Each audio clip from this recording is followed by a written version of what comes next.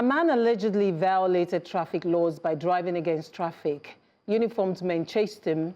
In the process, they shot at his car and the bullet hit his son. That's the simple narration behind the tragic death of a schoolboy in Ibadan recently. There are many questions and lessons in that mortal chase and needless death.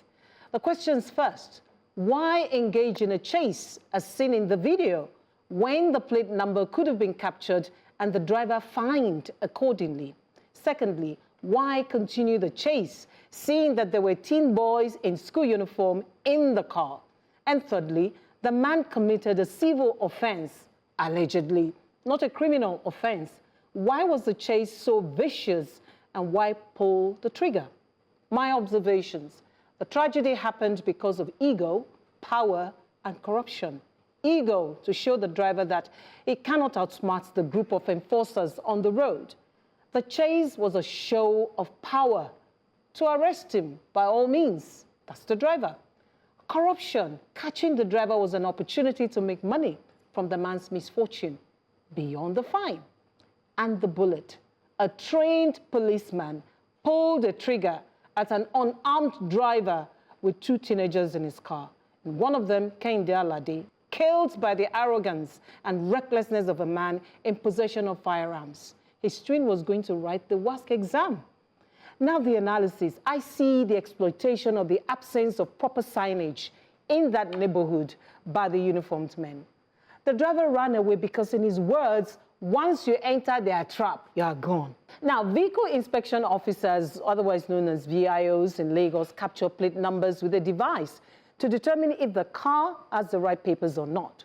How is this difficult for other uniformed men manning our roads? And now the lesson: in all that we do as humans, we should never fail to show empathy and kindness. Things are tough already. Why make a fellow citizen feel miserable? Hopefully, this particular case will not end in only a dismissal. Better digital resources should be deployed into policing our roads. Okay. So there you go. Okay, so for me, I get your advocacy, but the only part I didn't get is where there's no blame on the father. The father, you know, the man who drove the man who drove the car decided to also break traffic law. And I remember when he was explaining, he said one of them stopped him, and then he went this way. He didn't know that there were other four of them. So I think that particular boy was filled by literally everyone, starting from the father to the security agents that were there, and the country as a whole.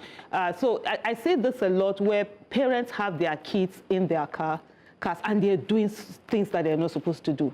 I mean, if you're going to be indisciplined, you're going to break some rules or whatever, do it when you're alone, not when your child is there.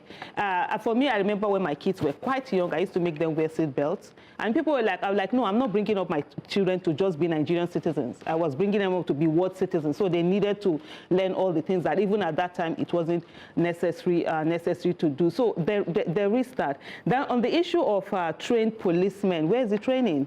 So the thing also is, are they properly trained? Does the policeman even know how to handle that gun the way it's supposed to handle? What were they shooting at? Then, like you rightly said, it's corruption, it's the ego to go after, you know, that whole thing. It's just a system that has failed and continues to fail, and just the recklessness where we do not have any value for Nigerian life. Now, what are the lessons that the security agencies are going to learn from this and ensure that the next one doesn't happen? Most times we don't take those lessons. I think the question I'm going to ask is, the policeman that is trying to hold that guy accountable, is he really trying to hold him accountable for breaking the traffic, or is trying to say, I caught you in the action and now you are accountable to me?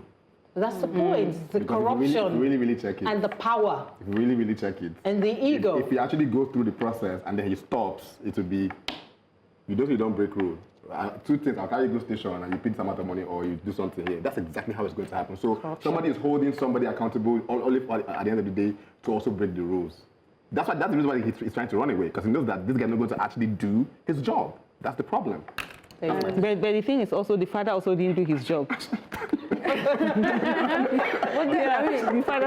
agree, I mean, reiterating it's a life has been lost, and sadly, life cut short.